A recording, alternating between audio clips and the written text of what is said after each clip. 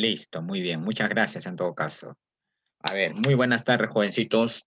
Buenas tardes, Juan David, Milagros, Sebastián, Sandra, Digna, María, Buenas Jacob, tardes, Tania, profesor. Ana Belén, Omar, Yasmín. Buenas tardes, Carlos Alberto, Lisette, Ana Hermosa, Iker, Adela. ¿Cómo estamos? Digna, Carlos Albertos, Nicole Porras.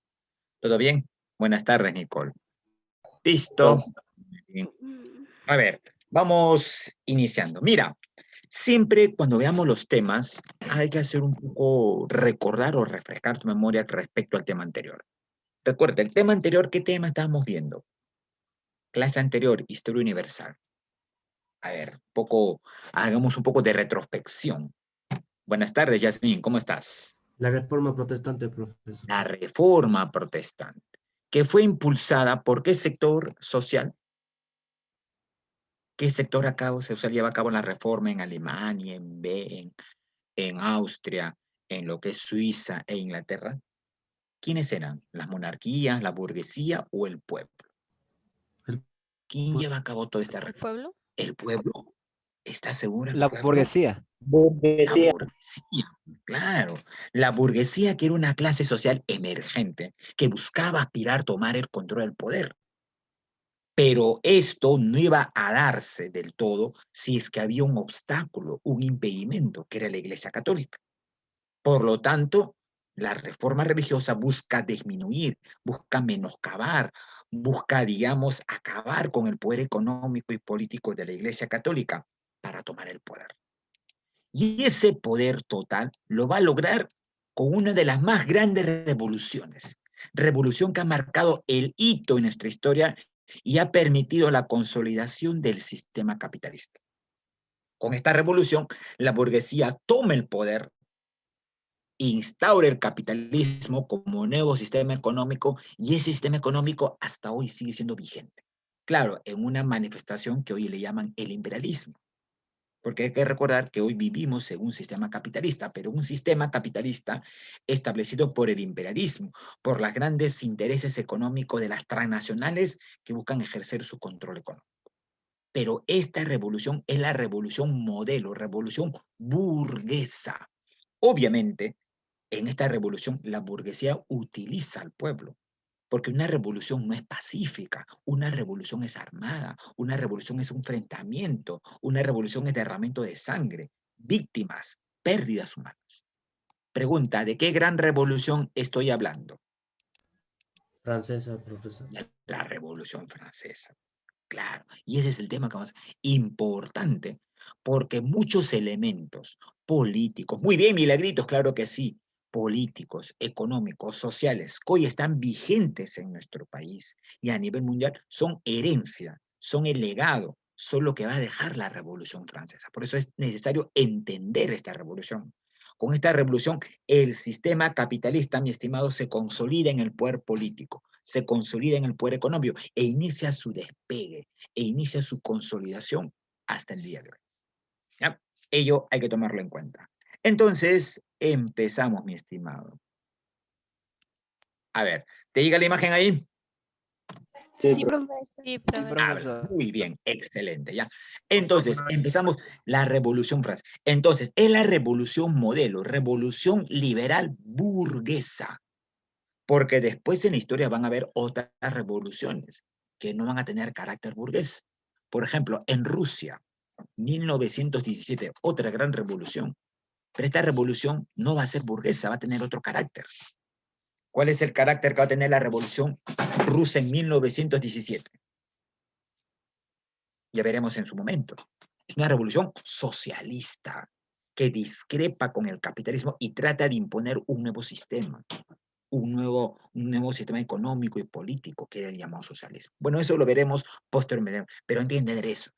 Una revolución, para entender qué viene a ser una revolución. ¿Entiendes que es una revolución en términos sociales? Un proceso de cambio. Claro, pero un cambio radical. Es decir, en una revolución, en una sociedad cambia, escúchame, papito lindo, el aspecto económico, el aspecto político, el aspecto social, el aspecto cultural de una sociedad.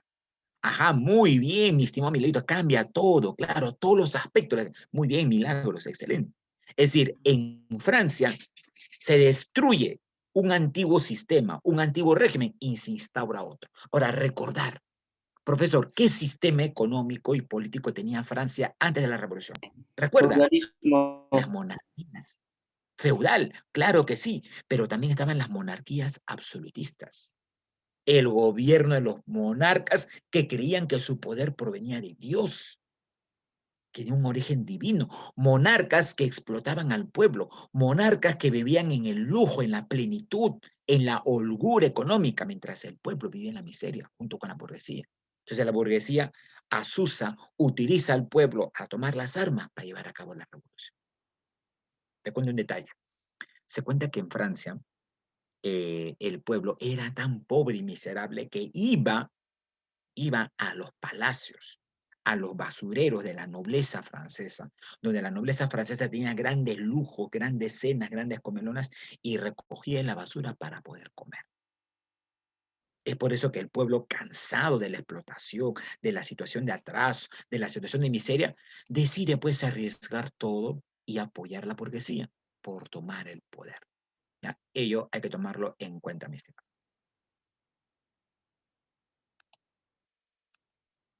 A ver, aquí tenemos los objetivos de la presente sesión el día de hoy. Entonces, hoy vamos a buscar y entender las causas del estallido de la revolución, así también como las respectivas consecuencias que va a tener dicha revolución, mi estimado. Determinar el legado. Cuando yo digo legado, pregunta, ¿qué significa la palabra legado? ¿Qué legado nos ha planteado? Legado quiere decir lo que nos ha dejado, la herencia que tenemos hoy de la Revolución Francesa. Profesor, ¿algunos elementos de la Revolución Francesa están vigentes? Claro, claro que sí, Milagrito, lo que nos deja. Y vamos a explicar el por qué. ¿Ya? Ahora vamos a explicar eso, estimado. Vamos a ver acá el respectivo concepto. Entonces, tienes que entender que la Revolución Francesa va a ser un movimiento popular. Popular porque es el pueblo el que sale a tomar las armas, enfrentarse a para hacer caer este nuevo sistema, pero dirigido por la burguesía. Contra el antiguo régimen. ¿Qué es el antiguo régimen? El feudalismo y sobre todo las monarquías absolutistas. ¿Ah? Ese es un objetivo principal. Objetivo de la Revolución Francesa, impulsar el capitalismo industrial. Claro, pues la burguesía, que ya estaba desarrollando el mercantilismo, busca instaurar el capitalismo. Y el sistema feudal, el sistema monárquico, era un impedimento a los intereses, tanto económicos como políticos de la burguesía. Busca desplazar a la realeza, a los monarcas. Se desplaza la realeza y la burguesía impone un nuevo sistema, la república, en la cual instaura la llamada democracia burguesa. ¿Ya? Controlar el Estado y eliminar el antiguo régimen absolutista, el antiguo gobierno de los monarcas, de los reyes, que tenían un poder absoluto. Estos son los tres principales pilares y objetivos a los cuales apunta la Revolución Francesa. Ahora, profesor, ¿y por qué esta revolución se dio en Francia? ¿Por qué no pudo ser Inglaterra, profesor? ¿Por qué no pudo ser Alemania, profesor? ¿Por qué tuvo que ser Francia? Mayor concepto. ¿Por qué? Claro, muy bien, Jacob. Porque en Francia estaba la máxima representación del feudalismo y del absolutismo monárquico.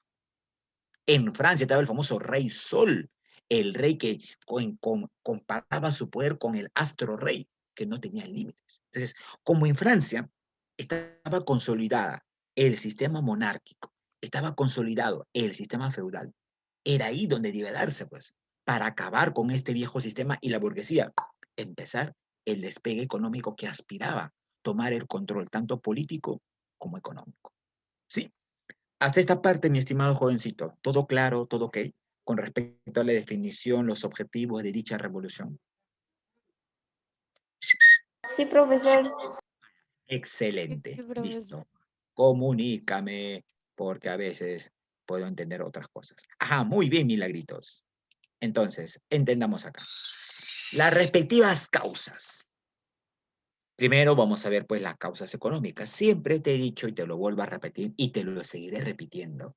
En una sociedad, el aspecto más importante es lo económico. lo económico. Siempre cuando empecemos a analizar un hecho histórico, basemos en el aspecto económico. Después, lo político, lo social, lo cultural, derivan de lo económico. Si en una sociedad hay un sistema capitalista, políticamente esa sociedad será capitalista. Culturalmente tendrá características capitalistas. Si tenemos una sociedad feudal, su aspecto político y social y cultural será feudal, pues. Eso hay que... Claro, milagritos, muy bien, porque lo económico es lo que mueve a la sociedad. Lo económico es lo que articula y dinamiza la sociedad. Entonces, a nivel económico, ¿qué ocurría en Francia antes de la revolución? Déficit fiscal. Supongo que en economía sabes qué es el déficit. Estás llevando economía, tú, ¿no es así? A ver, ¿qué es déficit? Los egresos es mayor a los ingresos. Ajá, muy bien, mi estimado. Los gastos son mayores a los ingresos. Es decir, Francia económicamente estaba quebrada, había una pérdida, como dice mi amiga Nicole, económica. Entonces, la monarquía es hábil, pues dice ya, o facilista, mejor dicho. Dice, como hay un desfalco financiero, hay un hueco vacío fiscal y hay que llenar ese vacío debido a las pérdidas, ¿a quién hay que aplicarle más impuestos? ¿A quién hay que aplicarle más impuestos? Al pueblo, a los campesinos, a los artesanos. Y el pueblo va a pagar los platos rotos de esta crisis. Le incrementan los impuestos.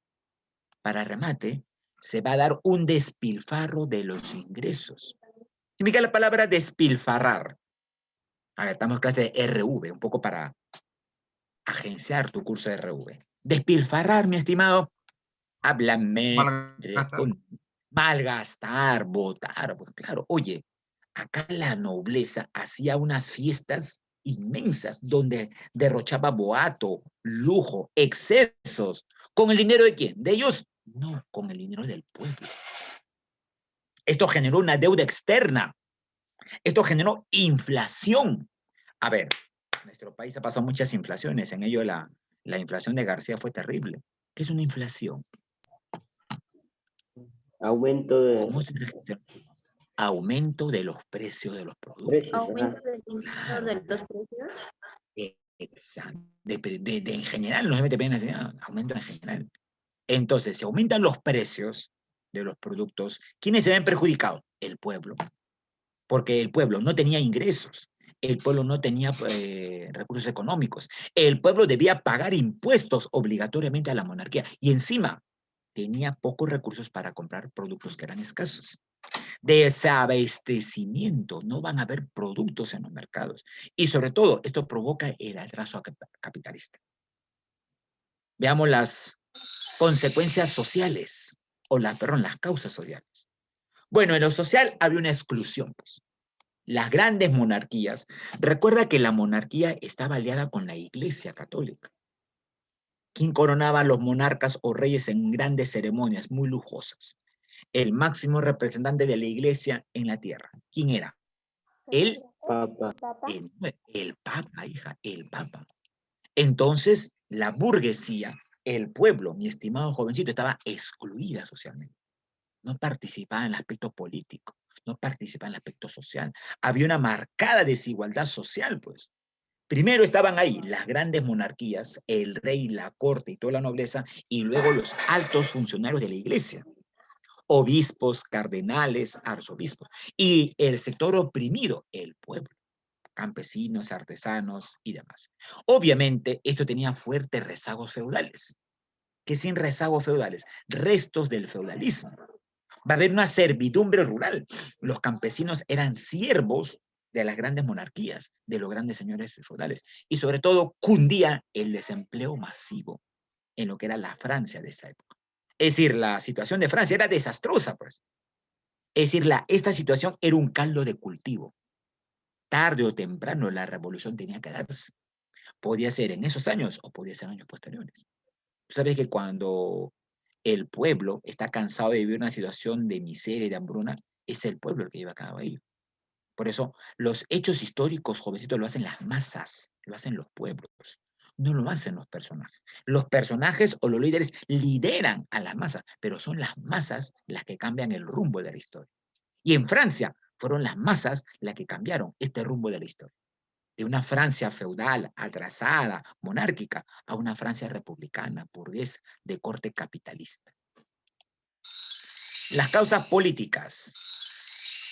Bueno, pues el absolutismo total, la exclusión del Estado ya no. A ver, en Francia, ¿a quién le llaman Estado? En Francia habían 3 estados. El primer estado, representado por el rey o la monarquía y sus descendientes. El segundo estado.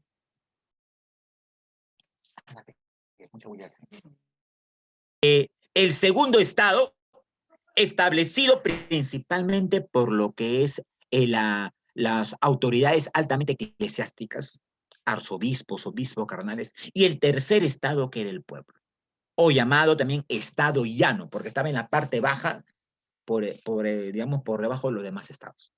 Y dentro del estado llano también estaba la burguesía. Opresión de ellos y ausencia de la opinión pública. Oye, en ese entonces no se podía opinar en contra del rey de las monarquías. Era un delito y eras tomado prisionero en contra del orden establecido de esa época. ¿Ya? Entonces, ellos tienen que tomarlo en cuenta. Y a nivel ideológico, ¿qué causas va a tener a nivel ideológico? Aparecen nuevas ideas. Aquí aparece la filosofía. Oye, interesante lo que están llevando en su curso de filosofía. Es muy bueno porque hoy en algunas academias y en los colegios no se enseña filosofía. A ver, pregunta, ¿cuál es el objetivo principal de que hoy el Estado no permite que en los colegios se enseñe filosofía? Oye, tiene un objetivo, ¿eh? ¿Qué te permite la filosofía? ¿Te permite a qué? Conocer la verdad. Cuestionar, analizar, criticar, tener una postura crítica de ello. Y yo te pregunto, hoy al gobierno, que está secundado por los grandes intereses económicos de la CONFIEP, ¿le conviene que tú tengas mente abierta, mente crítica, mente analítica, cuestionadora y demás? ¿Les conviene eso? Obviamente no, pues quieren que los jóvenes sigan muy mansos corderitos, títeres del sistema, por así decirlo. Por eso que la filosofía es un arma poderosa a nivel ideológico. Si tú logras cambiar la forma de pensar del pueblo, de la sociedad, puedes cambiar y las acciones se puede ejercer el cambio de un respectivo sistema. Y aquí la filosofía va a ser básica. Uy, perdón. Ya, aquí la filosofía va a ser básica. ¿Y cuál va a ser esa ideología, profesor? La ilustración. La ilustración va a ser la ideología. Escúchame, pregunta de tu examen o de tu simulacro. La ilustración es la base filosófica de la revolución. Toda revolución tiene que tener una ideología. Escúchame bien, una revolución sin ideología es una revolución que no tiene sentido. Por ejemplo, yo estoy escuchando hablar a algunos candidatos de la presidencia que hablan, dicen, vamos a revolucionar el cambio del país, dicen. Y yo me pregunto, y les preguntaré a ellos si algún día me topara por ahí, pero dudo que me tope y dudo que me respondan. ¿Y cuál es tu base filosófica?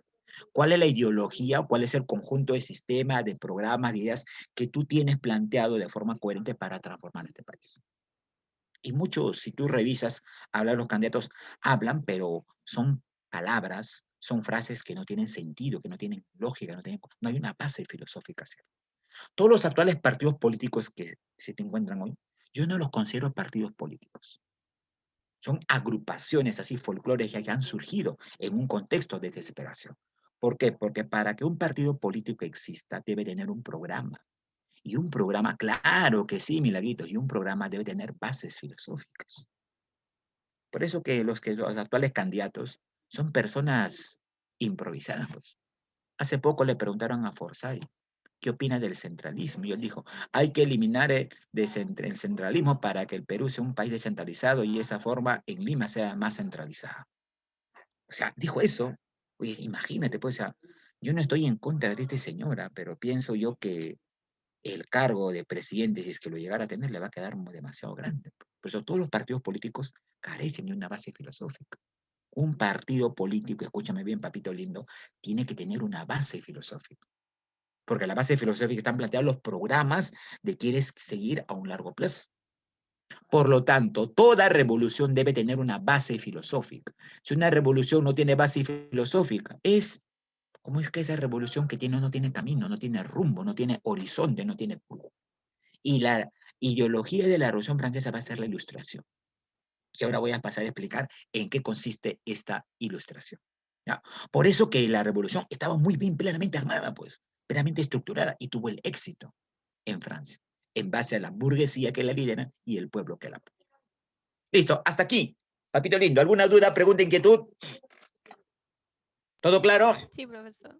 Ya, mira, así vivía pues la realeza, la cortesana, la monarquía, la nobleza. Observa, pues, lujos, excentridades, vestidos muy fastuosos, el despilfarro total. El despilfarro total. Ajá, disculpa por la bulla, a veces son muy escandalosos. Uy, perdón. Aquí tenemos el Palacio de Versalles y el Palacio de las Tullerías. Obsérvala, lujo total. Palacios con mosaico, figuras de mármol, elegantemente ataviados, donde vivía pues la monarquía, donde vivía la nobleza, mientras el pueblo vivía en la total. En estos elementos palaciegos, se dice, se daba un derroche total de los ingresos del pueblo, de los ingresos de la burguesía. Aquí tenemos el abuso. Uy, perdón, por el amor de Dios, ¿qué estoy haciendo? Ya. Aquí tenemos el abuso que va a darse pues a los trabajadores. Bueno, es una figura de la época en la cual aparece, mira, aparece en el primer lado la monarquía y en segundo lado el clero. Ahorita, por favor. El clero.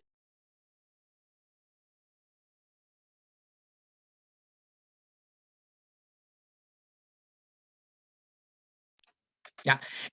El clero también formó parte de este sector y aparecen con una piedra aplastando al pueblo, aplastando a los trabajadores, obviamente explotando para buscar beneficios económicos ellos mismos.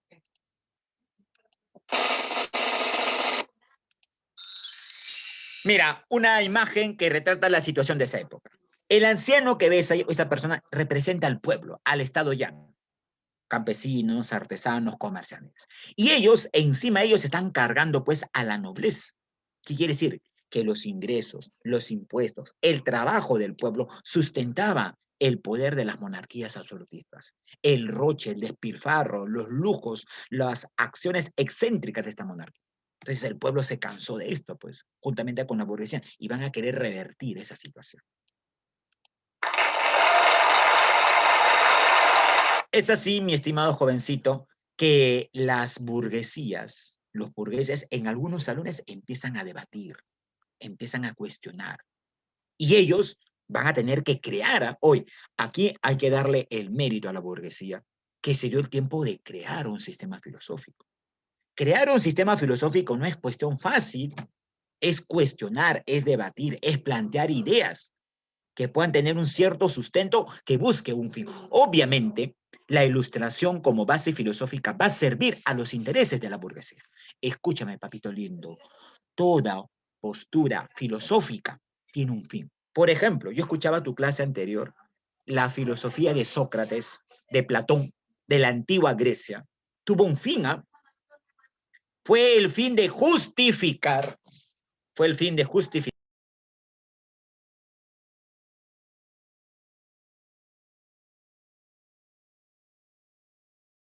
el fin de justificar esta filosofía de Platón, de Aristóteles, justificar el sistema esclavista. Entonces, todo sistema filosófico tiene un objetivo. Por ende, la ilustración va a buscar justificar el poder de la burguesía.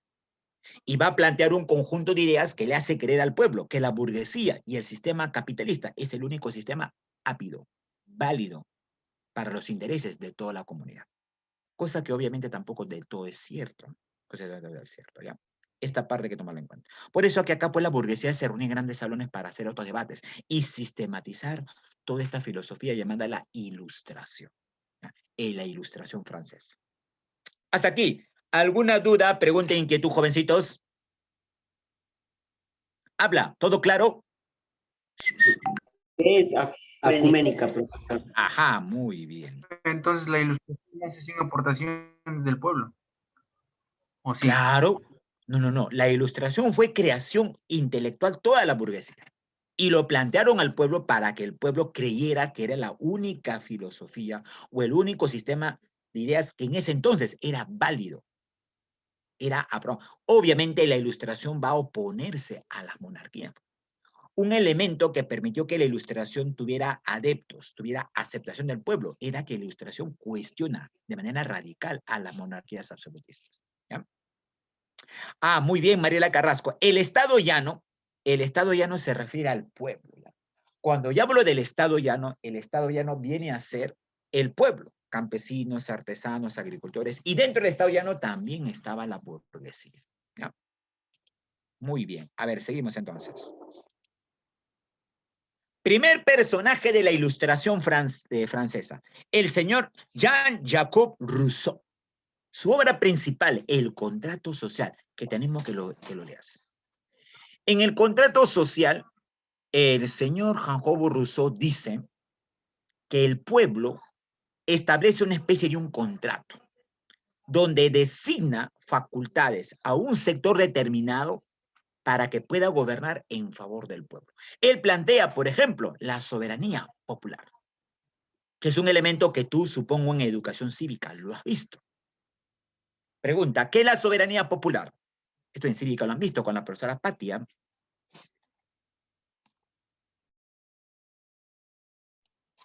¿Qué es la soberanía popular? Por el amor de Dios, mira que no sabes, ¿ah? Primera clase cívica, lo has visto. Dice, la constitución política del Perú, que tengo en la mano, dice, el Perú es un estado soberano. Claro, esa característica soberana la hemos tomado pues de la Revolución Francesa, de la Ilustración. ¿Sabes qué es soberanía? Ya, te explico. La soberanía es la capacidad que tiene un Estado de ejercer su poder en base a la voluntad popular. ¿Qué quiere decir? Que el pueblo elige a sus representantes que van a ejercer el poder a través del sufragio. A través del sufragio, de las elecciones. Claro que sí, mira. Pregunta, antes de la revolución, el rey en Francia, que tenía un poder absoluto, ¿era elegido por el pueblo? ¿Había elecciones para elegir a un rey, para elegir a sus representantes, ministros y demás? ¿Había eso? No, ¿El pueblo decidía eso? Era No. profesor, no bien. Era capricho de los reyes, era una cuestión hereditaria, porque ellos querían tener el poder de manera omnipotente, por así decirlo, un poder ilimitado. Entonces acá Rousseau critica eso, pues no, dice. Inclusive, él habla de que la sociedad es la que corrompe. Por ejemplo, tiene una frase que dice, escúchame bien, analízalo bien, ¿eh? Dice, el hombre nace bueno, la sociedad lo corrompe. ¿Qué quiere decir con esto? Que el hombre al nacer bueno, y si vivimos en una sociedad establecida por las monarquías que buscan el lujo, el boato, el despilfarro, la explotación, obviamente el hombre se va a corromper ahí. Por eso que el hombre tiene que hacer una especie de un contrato social para evitar el caos, la anarquía y designar sus facultades de gobernar a personas que tengan ciertas capacidades para ejercer el poder en base a un sufragio o elección. Era partidario de la república. ¿Y qué es república? Un país donde el poder lo ejerce el pueblo a través de elecciones. Pregunta, ¿nuestro país hoy es una monarquía, es una república? República, profesor. ¿Una república? República. Una república República. democrática, pero bajo los intereses capitalistas. Recuerda, a ver, un poco recuerda, y esto tiene que ver con lo que vimos en la clase pasada, el señor San Martín, personaje San Martín que vino a independizar al Perú, ¿qué ideas políticas tenía del Perú? Para San Martín, ¿qué debía ser políticamente el Perú? ¿Una monarquía o una república? Monarquía. Una monarquía. Monarquía. Monarquía constitucional. ¿Por qué? Porque San Martín tenía un pensamiento inglés y en Inglaterra la Revolución Francesa no le va a caer tan agraciado, por así decirlo, y esto vamos a ver explicar luego por qué. ¿Ya? Aquí aparece otro personaje, Voltaire. Este personaje, Voltaire, va a escribir un documento, no carta a los ingleses, donde critica con sarcasmo, con ironía, a las monarquías inglesas y a las monarquías absolutistas. ¿Saben qué es el sarcasmo, no es así? ¿Qué es ser sarcástico? ¿Qué es ser sarcástico? utilizar un humor bastante ácido para criticar algunas cuestiones vigentes en un país, ¿no? Ello quiere decir el La sarcasmo. ironía, profe. La ironía, la burla, pues, ¿no? Por ejemplo, y este personaje va a poner en ridículo a los monarcas ingleses y a los monarcas franceses, ¿ya? A ver, seguimos acá. Este personaje, interesante, ¿eh? El barón de Montesquieu. Oye, este personaje tiene un libro, por eso todo esto que está acá sería bueno que tú lo leas. Son libros que te van a ayudar a entender la filosofía de ilustración. Yo lo estoy resumiendo y son libros que ayudan a entender lo que son las ciencias políticas. Por eso, aquel que tiene que estudiar o establecer ciencias políticas tiene que leer dicho libro. Pues. Yo me pregunto, los actuales candidatos que dudo que su nivel intelectual sea muy auspicioso, ¿habrán leído estas obras al menos? Bueno, habrá que preguntárselo, ya su conciencia lo dirá. Pues. En el libro El espíritu de las leyes, ¿qué plantea el señor Montesquieu? Plantea la división de poderes. ¿Qué dicen? Sí, dice, un momentito. El rey actualmente concentra todo el poder. Y como el rey concentra todo el poder absoluto, está generando un mal uso del poder, corrupción, mal manejo del Estado. Por lo tanto, en un gobierno debe haber división de poderes. Deben haber 3 poderes básicos con la cual cada poder tiene una función específica de establecer funciones determinadas en un Estado. Y estos 3 poderes son los que hemos heredado nosotros, está en nuestra constitución política y están en casi todas las constituciones políticas del mundo. ¿Cuáles son estos 3 poderes del Estado? Judicial. Ya. ¿Qué más? Ejecutivo. Ejecutivo y Legislativo. Legislativo. Claro, pues entonces hay que darle las gracias pues a Montesquieu, que ha planteado la división de poderes, por así decirlo. Por eso que él planteaba hay que desconcentrar el excesivo poder que tenían los monarcas. Y planteaba el poder ejecutivo, legislativo, cada quien con una función específica. Y eso es herencia, y está acá pues en este documento, Constitución Política del Perú, a la cual animo a que tú leas. Dime, ¿tú lees la Constitución Política? Oye, yo sí la leo en ocasiones. Porque es necesario comprender. Si tú no quieres, es necesario comprender la situación política nuestra. Y para comprender la situación política hay que estudiar la historia y hay que conocer también la constitución política. ¿Ya? Entonces, ello hay que tomarlo en cuenta. Y este último personaje, Denis Diderot. ¿Cuál va a ser el mérito? Diderot escribe una obra llamada La Enciclopedia. La enciclopedia era un texto donde se encontraban todas las materias. Estaba ahí política, geografía, física, filosofía, y donde estaban las obras de estos ilustrados. En la enciclopedia estaban los pensamientos de Rousseau, de Voltaire, de Montesquieu. Por ejemplo, antes, en mi época, cuando yo era adolescente, estudiante, hace muchos siglos atrás dirás tú, años luz quizás, yo no había pues el Google. En mi época no había Google y eso te lo podía corroborar el profesor Maraví. Yo en mi época, en la biblioteca de mi abuelo, que en paz descanse, que me dejó una gran herencia, teníamos así biblioteca de libros, enciclopedias, Capeluz, Océanos. Y estas enciclopedias habían cursos de todo. Yo leía de ahí para hacer mis trabajos, mis tareas. Ese era mi Google de esa época. Hoy no, pues no. Hoy los jovencitos entran a Google, entran a Wikipedia, creo que le llaman Chiquipedia, no sé qué, y ahí descargan toda la información. Ya no están en tiempo de investigar, leer nada, corta, copia, pegan y directo han hecho la tarea. Dice. Bueno, el facilismo, pero en mi época usaban enciclopedia. Entonces, el personaje que cree eso es Diderot, que va a difundir la ciencia en esta enciclopedia y los pensamientos que criticaban las monarquías absolutistas. Entonces, todos estos filósofos fueron financiados, fueron auspiciados por las grandes burguesías. Entonces, la burguesía auspicia a estos filósofos para cambiarle el chip mental de la población y establecer, pues, un sistema capitalista ideal para ellos. Hasta aquí. ¿Todo claro? ¿Todo ok, papito lindo? Profesor, aquí participan los Medici. No. Los Medici, mi estimado papito lindo, es en la época del humanismo, que son casi medio siglo atrás. Claro, el humanismo, el Renacimiento, van a ser los antecedentes de la Ilustración. Los Medici van a ser unas grandes familias que apoyaron en Florencia a los grandes filósofos humanistas y a los grandes artistas del Renacimiento. Aquí no, esto tiene otro sistema de ideas, ¿ya? Muy bien, acá tenemos un pequeño cuadro en la cual vamos a definir las características. A ver, un elemento más de la Revolución Francesa es que antes de la Revolución hubo una gran crisis agrícola. 1788 hubo una sequía que perjudicó los campos de cultivo. No hubo alimentos y los más perjudicados, el pueblo. El pueblo, porque las monarquías tenían sus reservas, tenían sus almacenes de comida. El pueblo, y es el pueblo que va a padecer hambre, hambruna. Muchos van a morir de hambre. Entonces, el pueblo va a estar cansado de esa situación y es el que, digamos, llega a establecer, pues, la parte de la revolución. Esta es una imagen clásica del pintor Delacroix, donde se observa al pueblo francés y a la madre de la libertad cogiendo la bandera de Francia. A ver, observa, la bandera de Francia, ¿qué colores tiene? ¿Observas?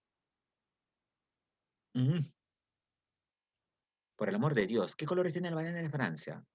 Claro, el rojo, Azul, blanco y rojo. el azul, rojo y blanco. Y es aquí donde, en una ciudad llamada Marsella, los obreros, los campesinos y la burguesía decide tomar las armas, decide llevar a cabo la revolución y cambiar este sistema. Y en Marsella hay una canción que el pueblo cantaba que va a ser considerado hoy el himno de la Francia revolucionaria y que fue tomada como himno de la Francia actual. ¿De qué canción hablo? ¿De qué himno? Ah, ¿de qué himno? La Marsellesa, claro. ¿Has escuchado cuando en el último mundial del 2018 se enfrentó Perú y Francia? Algunos, que la cual no comparto quizás, dijeron que se estaban escuchando los dos himnos más hermosos del mundo. La Marsellesa, por del país de Francia, y el himno nacional nuestro. Y acá la Marsellesa va a hacer eso, pues. La Marsellesa permitió cohesionar, ¿Cuál es su nombre? permitió unir. ¿Cuál es el nombre, hijo mío? El himno se llama La Marsellesa. La Marsellesa. No, Es el himno doña, es, de la mujer que sostiene la bandera. no. Le llaman la madre de la libertad. En la cual, ¿qué te da a entender? ¿Qué yo entender de la esta imagen? Que en la revolución también participó la mujer. Y también participaron sectores infantiles como niños y adolescentes, como se llama esa imagen. Por eso que la revolución va a ser un movimiento social a grandes rasgos, ¿eh? Un movimiento social contundente donde van a ofrendar su vida mujeres, adolescentes, ancianos y hasta niños. ¿No ves que en Francia el pueblo vivía en una situación desesperante? Entonces, ¿qué le quedaba al pueblo? O quedar muriéndose de hambre o morir en la revolución, una de dos, pues. Y es por eso que la revolución en Francia no hubiera triunfado sin el papel de las masas, sin el papel del pueblo, sin el papel de mujeres, ancianos, niños, adolescentes, jóvenes que ofrendaron su vida por la revolución. Por eso a este cuadro le llaman la madre de la libertad. Bueno, en realidad no se sabe el nombre de esta mujer, pero es la madre. Esta mujer representa a miles de las cientos de mujeres que ofrendaron su vida por una Francia mucho más igual y fraterna, solidaria y qué sé yo. Aquí tenemos el proceso de la Revolución Francesa. Un momentito.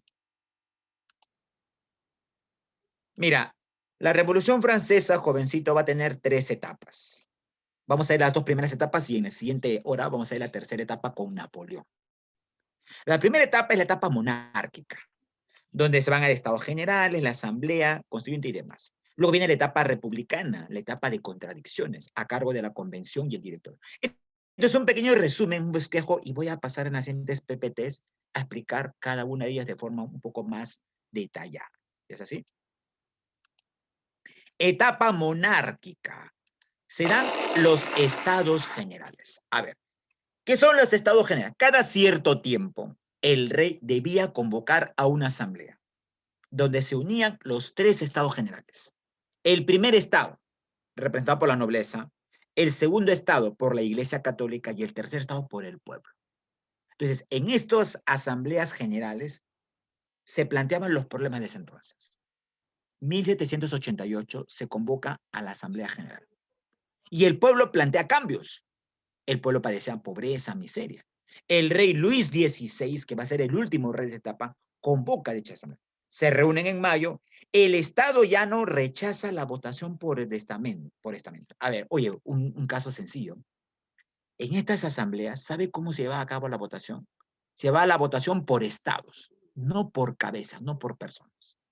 Entonces, como votaban por estados, el primer estado, que era la monarquía, y el segundo estado, que era la Iglesia Católica, siempre tenían 2 votos a favor. Y el tercer estado, que era el pueblo, tenía un solo voto. Por lo tanto, en términos contables, 2 contra 1, ganaba pues el primer estado y el segundo estado. Por lo tanto, acá Mirabeau, un gran burgués, y yo luego dijo, un momentito, eso es una injusticia. Hay que plantear el voto por persona, el voto por cabeza. Le van a llamar en Francia el voto censitario. Obviamente, si se planteaba el voto por cabeza o por persona, ¿quién cree que podía ganar en dicha elección de dicha asamblea? ¿El pueblo, la monarquía o la Iglesia Católica? El pueblo, profe, era mayor El cantidad. pueblo. Pues. El pueblo. Pero el rey impidió que se realizara la votación por cabeza, la votación por individuo. Se siguió manejando la votación por estados. Y eso no le pareció nada correcto, no le hizo gracia al pueblo. Por eso que esta asamblea fracasó. Y el pueblo salió desunado y vio que el rey no tenía ningún elemento de cambio. Esta asamblea fue planteada para que el rey tenga algunos elementos de cambio que se podían dar. Cosa que el rey se siguió pues empernando en una situación que no quería cambios, por así decirlo. Por eso que se lleva a cabo la Asamblea Nacional. Y en esta Asamblea Nacional, mi estimado, se va a convocar a una sociedad integrada sin estamentos. En esta Asamblea, ¿quién lo convoca? La burguesía. Convoca y plantea una sociedad sin estamentos. No está el primer estamento, el segundo estamento, ni más. Buscaba consolidar y unir a toda la sociedad bajo los intereses de la burguesía. Se reúnen en junio de 1788. El Estado llano, el pueblo, llama al clero y a los aliados, nobles aliados. El rey cerró el salón de las reuniones. Es por eso que hacer reuniones, ellos se reunieron en un lugar llamado el Salón del Juego de la Pelota. Bueno, porque ahí la nobleza hacía un juego muy parecido al fútbol, a la pelota, donde llevaba a cabo grandes excentricidades. En este salón, la burguesía lo toma y lleva a cabo esta reunión, donde tratan de evitar la amenaza de la corona francesa. Entonces ya un poco acá la burguesía empezó a retar a las monarquías a llevar a cabo Bueno, en estas reuniones se iban planificando, se iban definiendo los posibles planes a efectuar. Decían, ya pues, si la monarquía no quiere un cambio legal, hay que tomar pues las armas. Hay que tomar la lucha, el enfrentamiento. Hay que llevar la lucha ya al plano político, al campo, a las calles. Es ahí donde tiene que llevarse el cambio. Ya no pues en asamblea, pero en estas asambleas servían pues para planificar los futuros pasos a tomar. Es así que se establece la Asamblea Constituyente. La Asamblea Constituyente. El objetivo de esta Asamblea Constituyente era elaborar una constitución política. A ver, pregunta, ¿qué es una constitución política?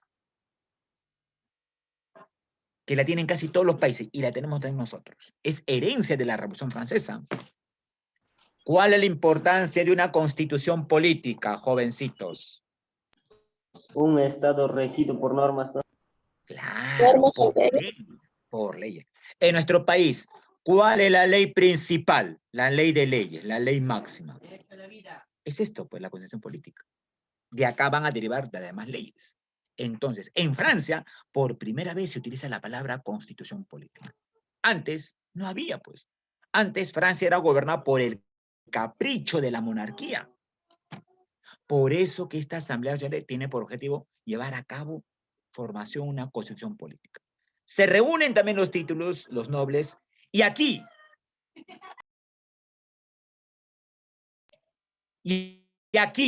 la burguesía le da las armas al pueblo y se produce este hecho. El hecho, la fecha, la cual da inicio a la Revolución Francesa es el 14 de julio. Por eso que el 14 de julio es la fiesta nacional de Francia. ¿Y qué hizo el pueblo con las armas que le entregó la burguesía? asaltó este viejo torreón llamado la Bastilla. Este es el hecho que marca el inicio de la Revolución Francesa. Profesor, ¿qué era la Bastilla en ese entonces? La Bastilla era un torreón donde el rey encarcelaba a todos sus opositores, a todas aquellas personas que criticaban a las monarquías, que opinaban. Por ejemplo, Montesquieu y el señor Rousseau estuvieron presos un tiempo en la Bastilla, porque sus ideas, sus planteamientos criticaban las monarquías absolutistas. Se toma el torreón, se quema el torreón y la guardia del rey fue aniquilada y los presos fueron liberados. Y es ahí donde se marca este documento, obsérvalo, este documento es básico y supongo que tu profesora de educación cívica te lo ha dicho, la Declaración de los Derechos del Hombre y del Ciudadano. ¿Por qué? Porque va a ser la primera vez que se empezó a hablar que la persona tenía derechos. Antes de la revolución no habían derechos. La burguesía crea esta palabra, derecho, la Declaración de los Derechos del Hombre y Ciudadano. Pregunta, ¿qué significa que tú tienes derechos? ¿Qué es un derecho? El que tú lo tienes. No me digas que no sabes qué es un derecho. Oiga, está haciendo quedar mal a tu profesor de educación cívica, por el amor de Dios. Si lo has hecho, recuerda, simplemente recuerda. Tu memoria es un poco frágil. Dime, ¿qué es un derecho que te respalda la Constitución? El derecho... Claro, pero ¿qué es? Es una atribución que la ley te ha otorgado y que tú tienes que exigir que se cumpla. Por eso, los derechos que hoy tú ves en la Constitución, derecho a la vida, a un hombre propio, a ser tratado con dignidad, a la libertad de ideas, a la libertad, son derechos que surgieron acá en la Revolución Francesa.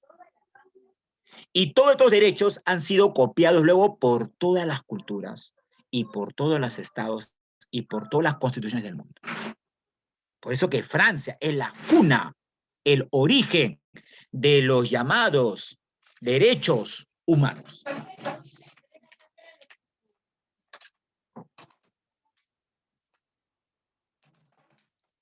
Eso hay que tomarlo en cuenta. ¿Ya? Entonces, eso hay que tomarlo en cuenta. ¿Ya?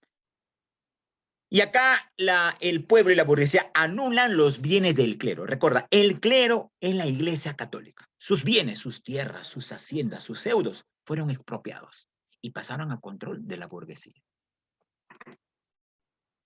Y acá, un detalle más. Las mujeres fueron una participación directa, mujeres, ancianos, campesinos, a lo cual en Francia se le va a llamar los sans-culottes. Ese es el nombre que se tenía, los sans-culottes. Bueno, y tenían este nombre porque tenían una vestimenta llamada sans-culottes, parecía unos pantaloncillos que no habían cambiado en años. Estaban rotos, roídos, parchados, pero así tenían porque no tenían ingresos. Son los sans-culottes, junto con las mujeres, las que van a llevar a cabo la marcha revolucionaria. Oiga, la toma de la Bastilla se empezó a difundir como reguero de pólvora por toda Francia. Y el pueblo dijo, si se tomó la Bastilla, el pueblo puede llevar al cambio. Las mujeres dejaron sus casas, dejaron sus hogares, tomaron las armas y salieron a las calles a llevar a cabo los ideales de la revolución. Por eso, una vez más te digo, son las masas, son los pueblos lo que hacen la historia. No los líderes. Los líderes, como son dice, lo lideran, pero son las masas lo que llevan a cabo la revolución. ¿Ya?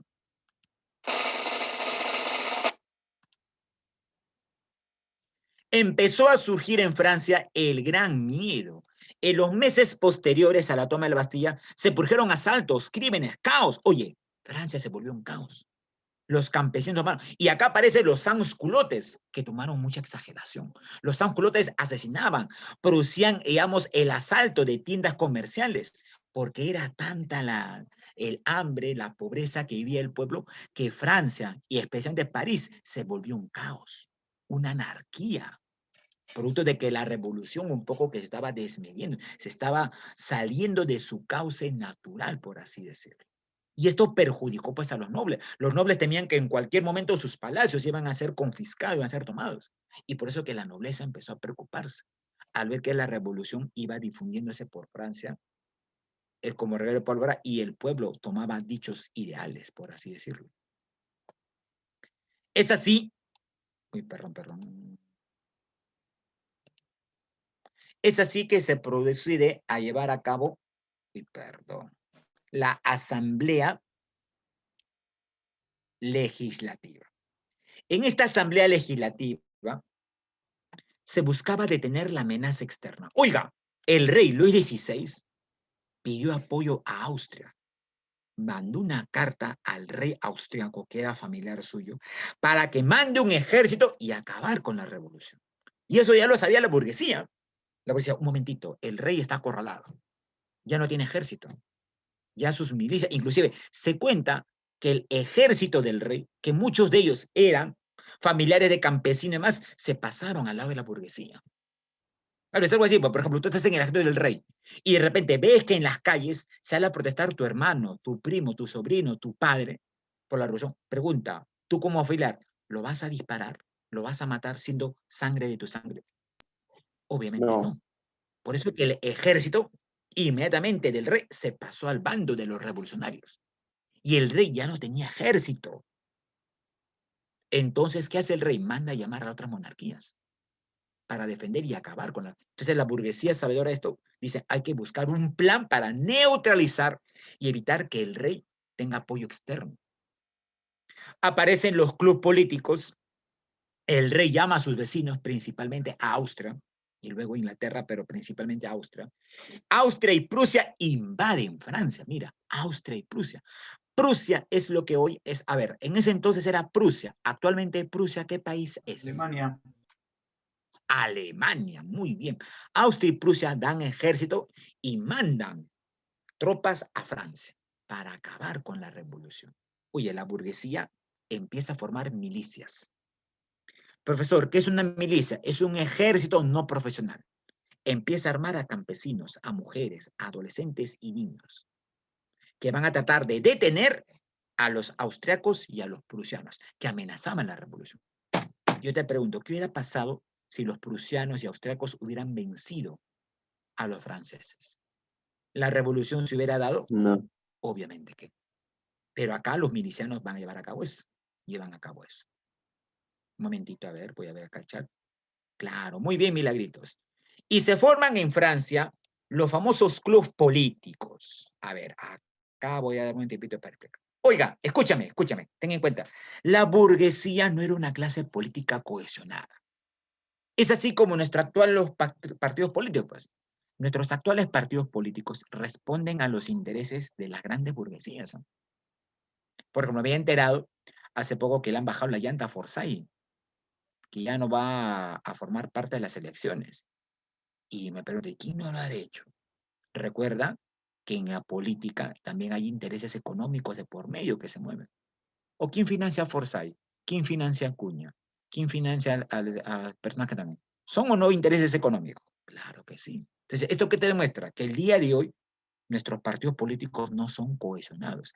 Cada quien tiene una postura, tiene un plan, un propósito determinado. Igual, en esos años, la burguesía no era una clase cohesionada. La burguesía tenía facciones, tenía sectores, donde cada sector tenía un plan específico. Estaban los fuldenses. Estos fuldenses era una burguesía, pero una burguesía conservadora. Eran partidarios del rey. Estaban a favor de que en Francia debía seguir hablando una monarquía, pero con un rey con poderes limitados. Eso eran los fuldenses, una burguesía moderada. Estaban los jacobinos, oye, estos eran los más radicales. Los jacobinos eran pequeñas burguesías, pequeños comerciantes, pero que eran los más radicales de la revolución. Planteaban que en Francia había que acabar con la monarquía. Ellos plantearon a usar inclusive la violencia desmedida para acabar con toda la monarquía. Eran los más radicales. Lo que sí querían un cambio estructural en Francia. Y estaban los girondinos. Eran burguesías ricos, muy acomodados, a diferencia de los jacobinos, pero apoyaban la revolución de forma moderada. Querían, un momentito, ahorita contesto el chat, querían que en Francia hubieran reformas. ¿Qué quiere decir reformas? Cambios parciales en Francia, manteniendo ciertas estructuras. En cambio, los jacobinos no. Los jacobinos querían revolucionar todo, no querían cambios parciales, querían cambios totales, por así decirlo, ¿ya? Por así decirlo. Ah, ya, sí, sí, sí. Gracias, Milagrito, ya. Eso hay que tomarlo en cuenta. Es así que se da esta batalla, la batalla de Malmi. Oye, esta batalla de Malmi es importante porque las tropas revolucionarias dirigidas por la burguesía derrotaron a los austriacos y prusianos que intentaron tomar Francia y acabar con la revolución. Por eso que la batalla de Malmi es importante. Los prusianos y austriacos fueron derrotados y fueron expulsados de Francia y la revolución siguió su proceso. Bueno, felizmente para los intereses pues, de la burguesía. Y luego se lleva a cabo esta etapa, la convención. La convención es parte de la segunda etapa de la revolución, Profesor, etapa republicana. Te escucho. Yo sigo viendo la misma Háblame. pantalla de la anterior. ¿Así? Ay, ay, a ver, voy a dejar de compartir. Sí, profesor, concuerdo. Ay, ay, ¿por qué no pasa la voz, mi estimado? Creí que usted iba a hablar nomás. Ay, ay, no, no. A ver, ahora sí, ¿veo otra vez la misma pantalla o observas lo que estoy planteando? Lo que está planteando, profesor. Ahora sí se cambió. Sí. Ahora sí. Ya no se ve la pantalla anterior que mirabas. ¿Correcto? Ah, ya, listo. Sí, Muy bien. profesor. Muchas gracias. ¿Ah? Muchas gracias. Muchas gracias, mi estimada Digna. Entonces, la segunda etapa de la Revolución Francesa es la etapa republicana, donde la burguesía va a tomar medidas. Una principal etapa es la convención. ¿Cuál fue el objetivo de la convención? Detener el problema interno y externo. Es decir, internamente habían pugnas, ¿eh? La burguesía tenía pugnas. Externamente aún existía el peligro de que los prusianos y austriacos podían invadir Francia. Y sobre todo, en esta etapa se busca radicalizar la revolución. Se emite la ley de ciudadanía a favor de los propietarios, la ley de los sospechosos de la revolución. Aquí la burguesía va a formar una guardia secreta que va a perseguir a aquellas personas que eran partidarias a la monarquía. Le va a confiscar propiedades, cartas para evitar ello. Se crea el Tribunal Revolucionario, se crea la República y se da muerte a los opositores. Oye, aquí la guillotina va a ser un elemento fundamental. En esta época, los jacobinos, que eran los más radicales, toman el poder bajo la dirección del gran Maximiliano de Robespierre. Y Robespierre va a tener una frase. Dice, aquel que no apoya la revolución y aquel que está ni a favor ni en contra de la revolución es imparcial, son enemigos de la revolución. Y como son enemigos de la revolución, la única manera es cortarle la cabeza. Y acá está la guillotina. En Francia, durante la época, a esto se le va a llamar la época del terror. Hubo una época en la cual los jacobinos, que eran los más radicales bajo Robespierre y liderazgo, tomaron el control de Francia y aplicaron la época del terror. ¿Por qué llamaron la época del terror? Porque se dice que en Francia, en menos de 6 meses, se llevó a la guillotina a más de 15.000 personas. Sus cabezas rodaron por las calles de París. Francia y París se tiñó de sangre. Los excesos que ocasionó la revolución. Imagínate, llevada a cabo por Maximiliano. Por eso que los jacobinos eran personas muy radicales. ¿Eh? Y eso no le fue de mucho agrado a los girondinos, que era la gran burguesía. Los girondinos querían cambios así, paso a paso, graduales, parciales. Los jacobinos querían pues cambios así, al toque, en 360 grados. Cuestiones que entre jacobinos y girondinos va a haber una controversia, una contradicción. Y Francia estuvo a punto de llevar a cabo una guerra civil entre jacobinos y girondinos por el control del poder. Bueno, acá aparece pues la imagen típica, pues, ¿no? De cómo el verdugo mostraba la cabeza de aquel que se oponía a la postura de los jacobinos. Oye, por eso que la Revolución Francesa también tuvo excesos, ¿no? Imagínate los excesos a la cual llevó a cabo esta revolución. Bueno, y acá tenemos pues el ajusticiamiento del rey. El rey también pasó por la guillotina. Los jacobinos, Robespierre decían, el rey es un peligro. Si el rey sigue siendo tomando prisionero, es un peligro porque puede convocar a un nuevo proceso de apoyo de Prusia o Austria. El rey, María Antonieta, sus hijos, toda la nobleza, fueron cortados la cabeza. Exceso.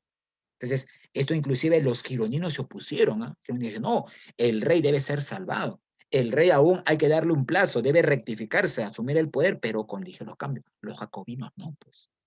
Por eso que el rey y toda la corte, incluida María Antonieta, que era criticada por sus diversos excesos que tenía, pasaron por la guillotina y fueron decapitados.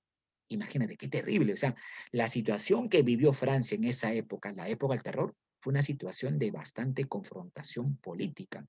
Había una polarización. ¿Qué es polarización? La disputa entre dos sectores, pues, girondinos, que eran los más radicales, los más revolucionarios, los que querían cambios de antemano estructurales, y los jacobinos. Profe, Que ¿qué querían medidas cambios. tuvo contra la iglesia? Contra ¿Cómo los dices? líderes de la iglesia. ¿Y qué medidas Los de tenía? la iglesia fueron expropiados. Es decir, la iglesia pasó a control del Estado. Por eso que la revolución declaró que Francia era un Estado laico. Cuando Francia es proclamada como república, se proclama como Estado laico. ¿Y qué es un Estado laico? Un Estado donde no se busca favorecer a la Iglesia Católica. Y las propiedades que tenía la Iglesia Católica, tierras, minas, bancos y demás, fueron expropiadas y pasó a control del Estado francés. Y en Francia se decretó la libertad religiosa. Dijo, no, el catolicismo ya no va a tener muchas gollerías, muchos privilegios. Ahora la persona va a aplicar su criterio. Y si desea, se asume el Pero en la catolicismo. imagen, profe, pero en la imagen se ve a un papa que está detrás del rey. Claro. Que Es que también la también lo iglesia, mandaron a la guillotina. escucha, pues, la Como iglesia también buscó ciertos favores. O sea, la iglesia en un momento se parcializó con algunas medidas de la burguesía, para que la burguesía no lo lleve a radicalizar. Ahora, era necesario que en la guillotina siempre había un sacerdote que supuestamente le daba el perdón de la alma al que iba a morir para alcanzar pues su salvación de sus pecados. Por eso que la burguesía permitía que en cada ejecución de la guillotina exista un párroco, un sacerdote, para darle su, digamos, su quietud, la libertad y el perdón divino a la sangre. Pero a veces también la burguesía se prestó al juego de la burguesía. Bueno, tú sabes que la Iglesia Católica ha sido un sector arribista. ¿Qué quiere decir arribista? Siempre va a apoyar o tener una postura según los contextos. Y de esa manera no perder ciertos privilegios que se tienen. ¿Ya? Viene la etapa del directorio, donde aquí ya la República Francesa, ya la burguesía plantea lo siguiente: enfrentarse a Inglaterra.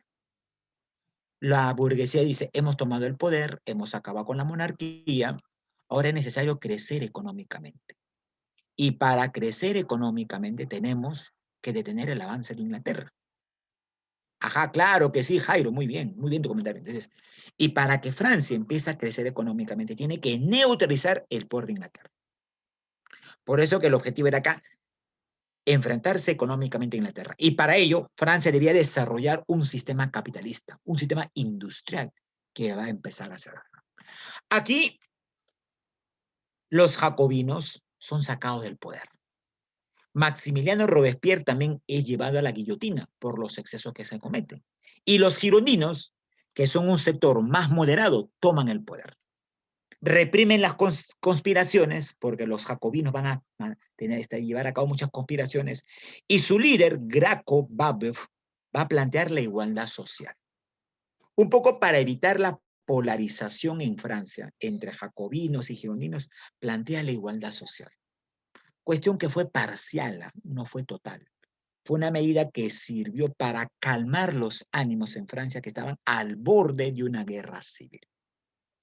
Ya en ese tiempo va a aparecer pues el señor Napoleón, que va a tener cierta fama porque también su participación va a ser importante frente a Austria y frente a Italia.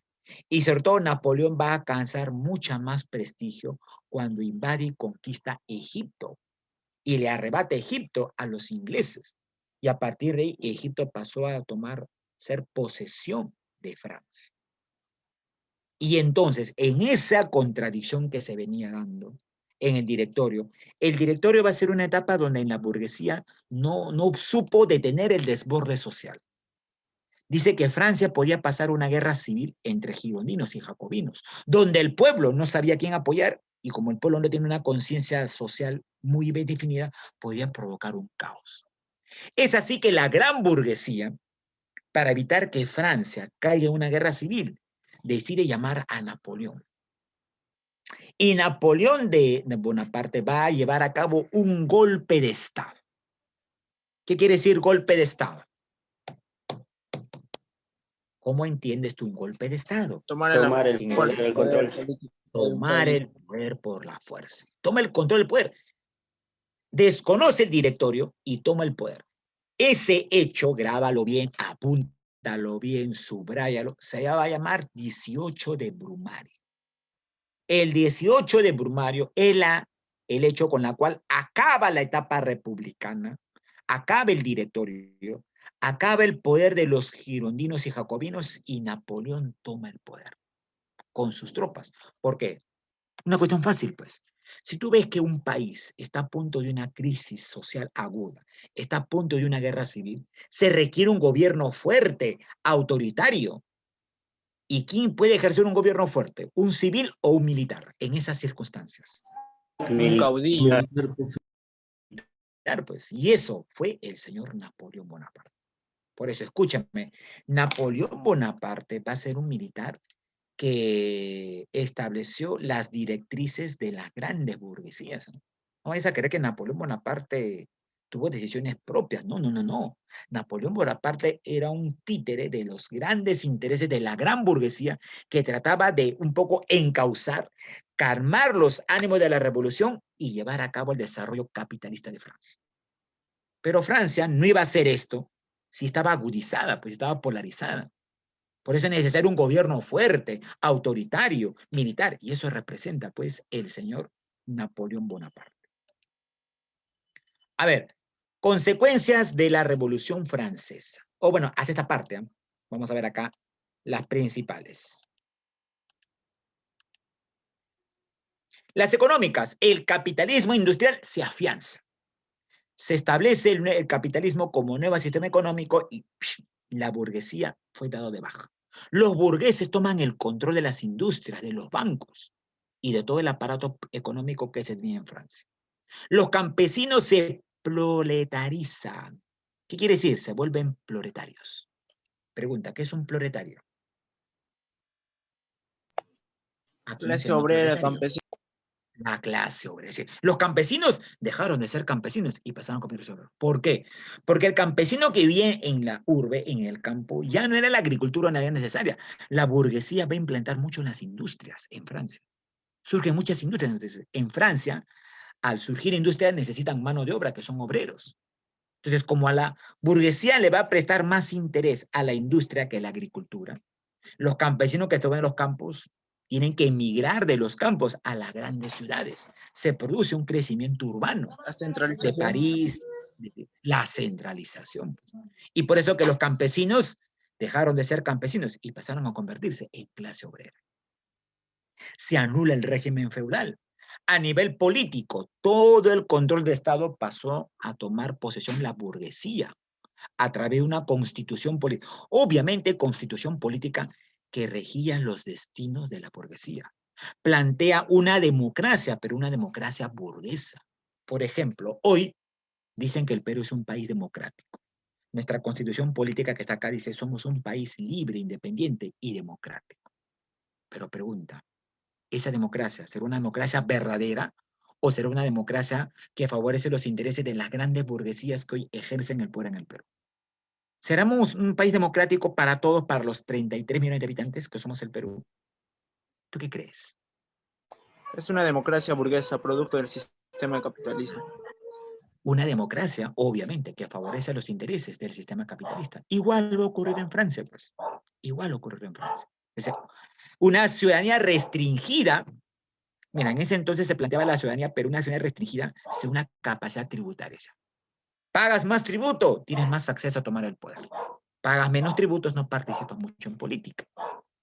Eso tenía que tomarlo en cuenta. Por eso, el sistema democrático que vivimos hoy es una democracia, como lo dijo el compañero que me antecedió, una democracia burguesa, que busca permanecer, garantizar el actual sistema capitalista. A nivel ideológico, se va a difundir las ideas liberales de la Ilustración, se consolida el paradigma racional, que el hombre debe aplicar la razón por encima de la fe, y la idea del progreso. Obviamente, todo este progreso estaba encauzado a los intereses de la burguesía, a los intereses de lo que es la burguesía. Muy bien, terminamos esta parte. Vamos a pasar a la separata 2, mi estimado. O perdón, al PPT 2. Mira, la revolución no termina aquí, ¿eh? La Revolución Francesa no termina aquí. Vamos a ver la parte 2 de la Revolución Francesa. Un momentito. Para ello vamos a aperturar acá el siguiente PPT.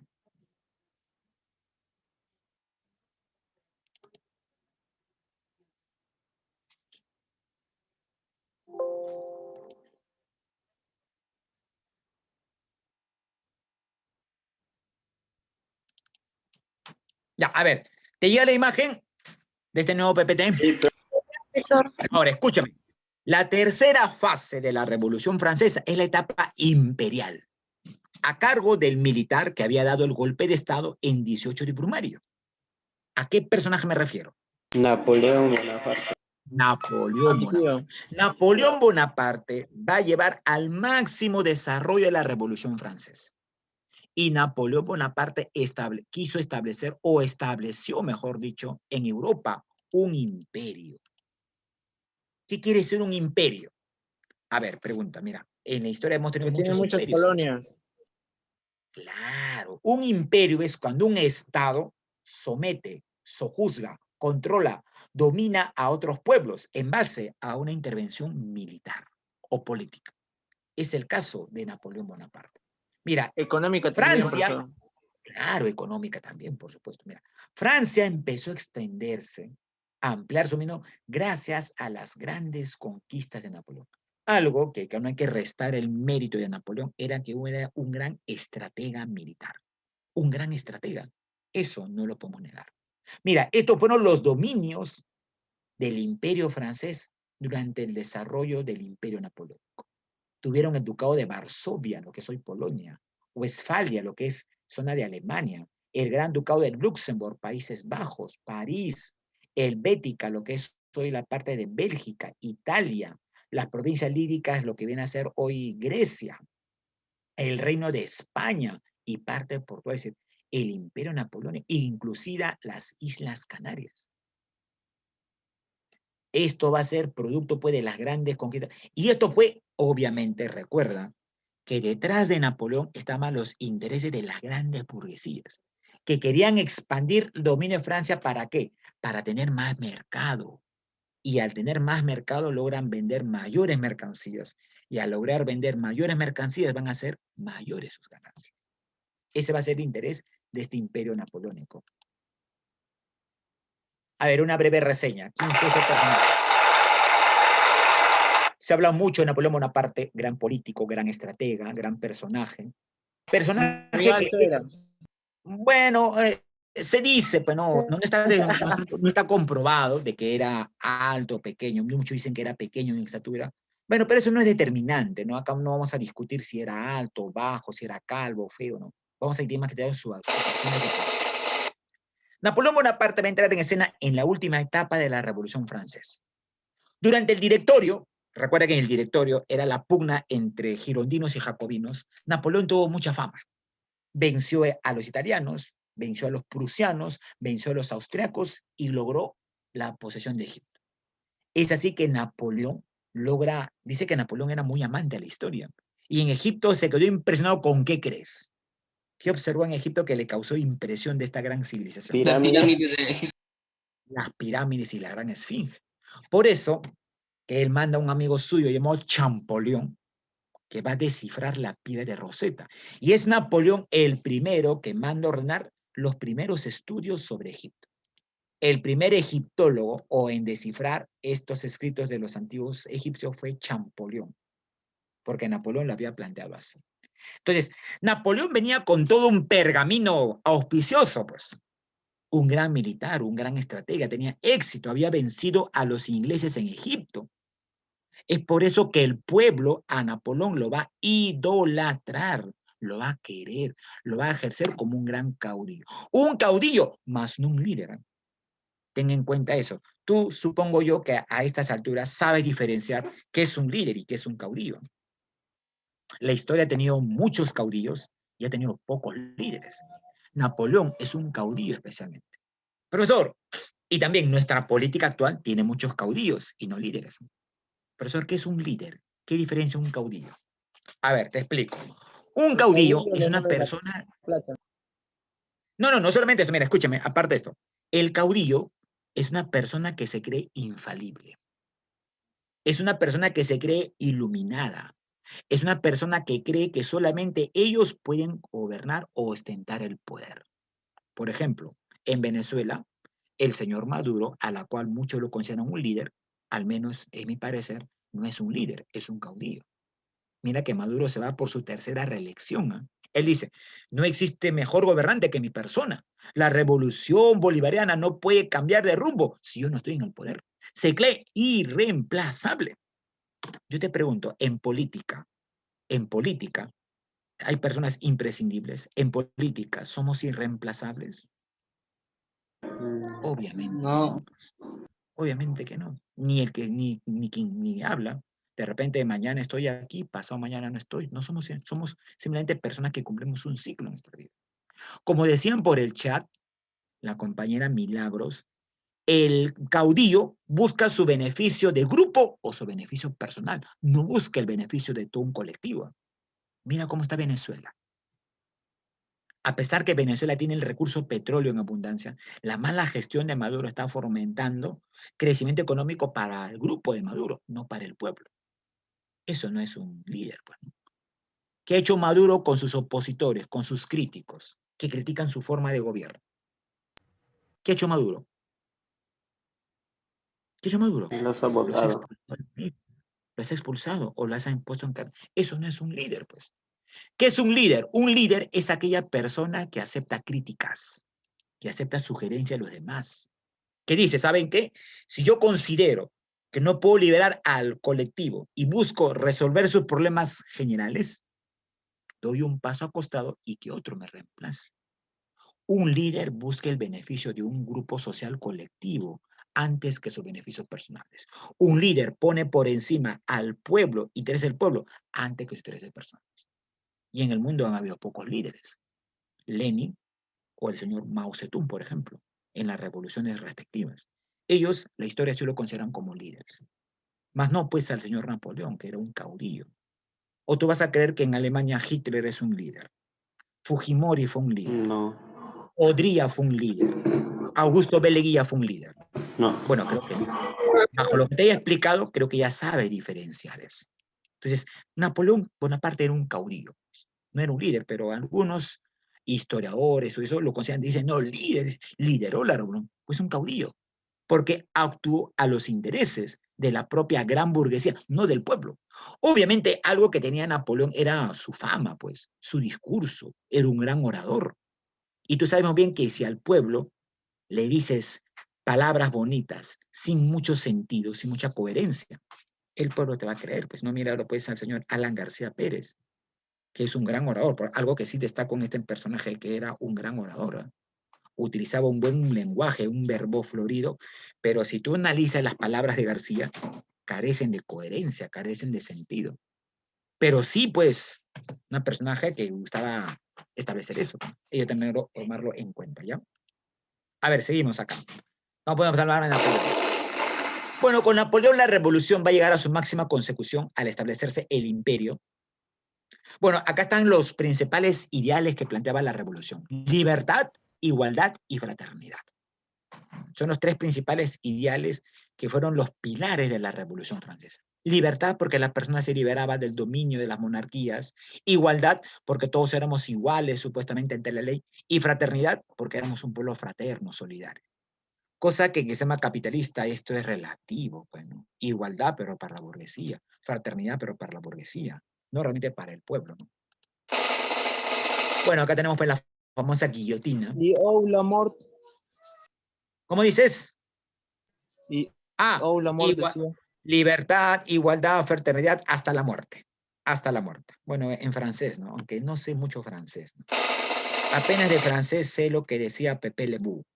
Había un dibujito antes en mi época llamado Pepe Le Bou, un zorrillo que se enamora de una gata que trataba de hablarle en francés para supuestamente enamorarlo. No sé si lo has visto. Pepe Le Bou. ¿Has visto ese dibujito animado? Bueno, en mi No. época era... Ya. Revisen Cartoon Network, ahí pone el dibujito Pepe Le Bou y ahí va a salir este famoso zorrillo. Bueno, acá aparece pues la guillotina, y la guillotina fue protagonista en la época del Directorio, cuando los jacobinos tomaron el poder con Robespierre y mandó a la guillotina a más de 10.000 personas. Terrible, ¿no? Lo que ocurrió en Francia en esa época. A ver, Napoleón Bonaparte asume el poder el 18 el 18 brumario, con la cual puso fin al directorio y crea un nuevo gobierno, el consulado, compuesto de 3 representantes. Según él, buscaba evitar la dictadura de Robespierre o sus seguidores y de los jacobinos. Oye, Napoleón siempre va a estar en contra de los jacobinos, de aquellos sectores que buscaban radicalizar la revolución. Su intención era consolidar la revolución evitando la vuelta al absolutismo, es decir, la vuelta a una nueva monarquía. Sin embargo, Napoleón fue concentrando progresivamente más poder. Oye, dicen que cuando uno está en el poder, si tú no sabes manejar el poder de forma consciente, el poder te corrompe, te corroe y te da dádivas de querer tener más poder. Imagina Fujimori. Tú sabes que Fujimori se religió 3 veces en nuestro país de forma ilegal. Sería el poder para él era lo máximo, pero no quería abarcar el poder sí o sí. De primer cónsul pasó a cónsul vitalicio. Es decir, se autonomó o presionó a las grandes burguesías para que nombren cónsul vitalicio. ¿Qué quiere decir cónsul vitalicio? Autónomo. De por vida. De por vida, pues. Nadie me saca el poder hasta que yo muera. Es algo así como Maduro, pues. Maduro en Venezuela tenga dicho eso. Yo voy a ser presidente eternamente, dice, ¿no? Hasta que muera, imagínate. Y Maduro tiene para rato, pues. Entonces, eso no es democracia, pues. Eso no es un liderazgo. Napoleón se va a aprovechar de la desestabilidad social que va a ocurrir en Europa para concentrar poder y eliminar los conflictos internos. Y en un momento, Napoleón logra consolidarse emperador. A nivel interno, ¿qué buscaba Napoleón? Poner fin a la Revolución Francesa e instaurar los propios ideales que él quería de acuerdo a los intereses de las grandes burguesías. Y esto va a ocurrir en lo siguiente, mi estimado. Escucha acá. Voy avanzando porque el tiempo. Entonces, supuestamente, Napoleón va a crear una nueva legislación. Cuando yo digo legislación, ¿a qué me refiero? ¿Qué viene a ser legislación? Régimen. Nuevas Un leyes. régimen, un conjunto de leyes. Obviamente, estas nuevas leyes que va a crear Napoleón van a ser leyes favorables a los intereses de la gran burguesía. Profesor, ¿y quién representaba a la gran burguesía en Francia? ¿Jacobinos o girondinos? Gironinos. Los girondinos, pues. Que ellos querían en Francia, así, cambios leves, parciales, no darle mucha participación al pueblo. Los jacobinos no, pues. Por eso que Napoleón va a querer tratar de establecer un nuevo régimen. ¿Y qué régimen es este? Observamos, un momentito, voy a ver qué me dicen por el chat. Ya creo hay una... Ajá, muy bien, Milagritos Casas, claro que sí. Bueno, esta es la situación de Francia que se encuentra en la pirámide social, que ya hemos explicado. En 1804, Napoleón instaura un nuevo código civil, un nuevo conjunto de leyes. Leyes, mi estimado jovencito, en la cual establece algunos lineamientos, algunos mecanismos de limitación a los jacobinos.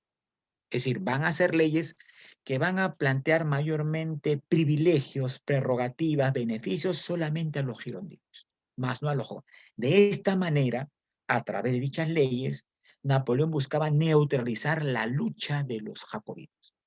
Y decía, si los jacobinos no hacen caso al nuevo Código Civil de Napoleón, obviamente son enemigos del Estado. ¿Y cómo se califica o cómo se castiga a un enemigo del Estado? Por ejemplo, ¿qué pasaría si yo critico al gobierno del señor Sagasti y me declaran, el personaje tal es enemigo del Estado? Por lo tanto, como es un enemigo del Estado, ¿qué hace el Estado? ¿Me va a premiar o me va a encarcelar? Me encarcelan, pues. O me carcelan o me deportan, me expulsan del país. Lo mismo va a aplicar aquí Napoleón. Entonces, este nuevo código de Napoleón en la práctica buscaba neutralizar, buscaba disminuir el protagonismo político de los jacobinos. ¿Ya? Eso tienes que tomarlo en cuenta. Por eso que va a tratar de fomentar de que la burguesía acceda a cargos de poder, obviamente a través de sus méritos. Es decir, intentó crear una nobleza, pero no basada en el nacimiento, sino en la consecución de méritos propios. ¿Y cómo es esto? Ahora te voy a explicar. En 1804 el prestigio de Napoleón va a tener mucho éxito. El pueblo lo va a consentir. Y Napoleón, mira, por eso que algunos críticos, y tengo acá, voy a darle la razón, dicen que Napoleón fue contrarrevolucionario. Profesor, ¿cómo es esto? ¿Qué quiere decir la palabra contrarrevolucionario? Se opone a la revolución. Claro. Profesor, ¿por qué Napoleón fue contrarrevolucionario? Porque mira, un objetivo de la revolución fue hacer caer a las monarquías. Dejar de que Francia sea un país gobernado por reyes. ¿Recuerda? Pero esto cambia cuando Napoleón se proclama emperador de Francia. Manda a llamar al Papa y en una ceremonia fastuosa, lujosa, en la Catedral de Notre Dame, que por cierto ya no está. ¿Saben qué pasó con la Catedral de Notre Dame hace algunos años atrás? No me digas que no sabes qué pasó con la Catedral de Notre Dame. Fue desapareció producto de una erupción volcánica. No, un incendio, hijo mío, un incendio. Un incendio acabó con la Catedral de Notre Dame. Quedaron solamente los estragos. En la Catedral de Notre Dame, Napoleón se corona emperador de Francia. Oye, no hay lógica, pues. Entonces, si la revolución busca acabar con la monarquía, ¿por qué Napoleón se consagra como emperador de Francia? Y el pueblo lo respaldó. Bueno, Napoleón tenía fama, pues Napoleón manejaba al pueblo. Y mientras tú manejas al pueblo, lo que tú digas, el pueblo va a acatar, por así decirlo, de forma adecuada los lineamientos. Oye, Napoleón manda a llamar al propio Papa de Roma para que lo corone, y dice que públicamente Napoleón lo ninguneó al Papa, Supuestamente el Papa era el que colocaba la corona al monarca, pero cuando el Papa coge la corona para colocársela a Napoleón, Napoleón se para de su trono y le quita la corona de las manos al Papa. Y él mismo se la coloca en su cabeza y luego se la coloca a su esposa llamada Josefina, con la cual la corona emperatriz. Esta actitud te da a conocer ¿qué? ¿Qué quiso dar a entender Napoleón con esta actitud frente al Papa? Que le llega a la iglesia. Bueno, no solamente eso, pues no en ese lenguaje, mi estimado, sino que Napoleón decía que mi poder está por encima del Papa, pues. O sea, yo tengo más poder que el propio Papa, un poco para opacar el poder de la Iglesia Católica. Entonces, por eso que muchos dicen Napoleón fue un contrarrevolucionario. Y Napoleón se proclamó emperador de Francia. Francia volvía una vez más a la monarquía, pero una monarquía, según Napoleón, bajo los intereses de la burguesía. Obviamente, pues, de los girondinos. Los jacobinos repudiaron esto. Dijeron, Napoleón, eres un traidor. Eres un vil traidor. Te has vendido por un plato de lentejas a los intereses de la gran burguesía. Napoleón no le interesó nada, pues, ¿no? La ansia de poder puede más que estos aspectos. Es así que Napoleón se propuso crear un poderoso imperio bajo su propia autoridad. Y Napoleón inició grandes conquistas militares. Sus dos principales batallas que va a vencer es la batalla de Austerlitz y la batalla de Jena, donde logró vencer a la coalición. Oiga, los ingleses temían el poder de Napoleón. Es así que Inglaterra va a convocar a las llamadas coaliciones. ¿Qué eran coaliciones? La agrupación de varios países europeos para tener el avance de Napoleón. Y a muchas de las coaliciones Napoleón las vence. Te sugiero que revises la batalla de Austerlitz, que es considerada como la batalla modelo por Napoleón, donde aplica una táctica de estrategia militar nunca antes vista. Entonces, los ingleses empezaron a preocuparse. Es así que Prusia, Austria y Rusia destacaron resistencia ante ellos, pero aún así Napoleón pudo expandir sus imperios y logró vencer a muchos de ellos. Pero Napoleón, ocurre acá un detalle. Napoleón, si quería que Francia sea un gran país, un gran imperio, tenía que tener un dominio marítimo. Y lamentablemente Francia no tenía una buena armada. La mejor armada la tenían los ingleses. Por eso que Inglaterra, Reino Unido, logra derrotar a Napoleón, a su fragata, a sus tropas, a su armada en el mar, en la batalla de Trafalgar, en el combate de Trafalgar. En dicho combate, digamos, los barcos de Napoleón es derrotado. E Inglaterra toma el control económico de los mares, por así decirlo.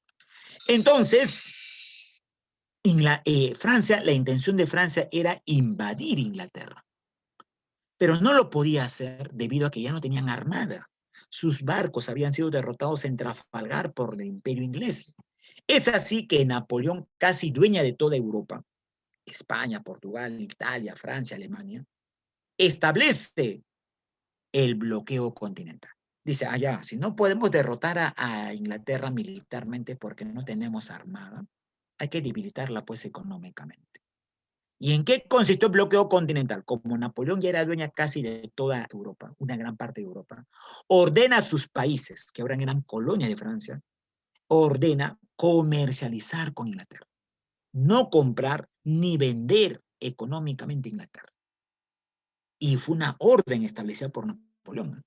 De esta manera, lo que Napoleón buscaba era debilitar al gran gigante Inglaterra.